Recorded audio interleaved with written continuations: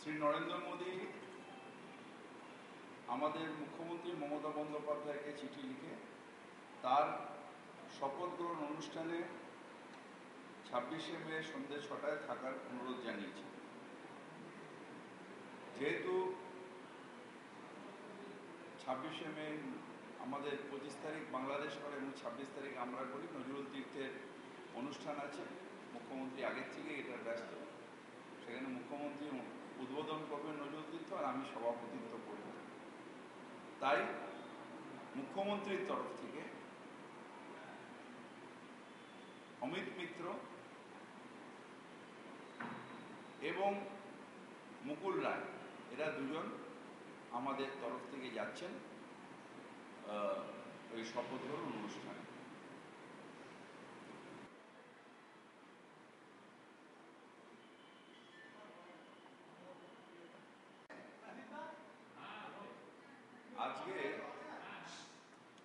আজকে এই মাত্র আমরা শ্রী নরেন্দ্র মোদীজির,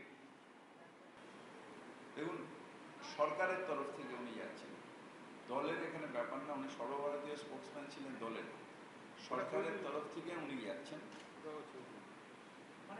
মুখ্যমন্ত্রী এই দুজনকে পাঠাচ্ছেন। মুকুল রায় হলো আমাদের এমপিদের লিডার, দলের এমপিদের। না, উনি হলেন আমাদের এমপিদের যে দল, তার তো উনি লিডার। এমপিদের যে পার্লামেন্টের উনি লিডার। মমতা বন্দ্যোপাধ্যায় তিনি নিজে মুখ্যমন্ত্রী, তিনি যাকে ডেপুট করবেন সেই যাবেন। সুতরাং অমিত মিত্র যাচ্ছেন এবং মুকুল রায় যাচ্ছেন।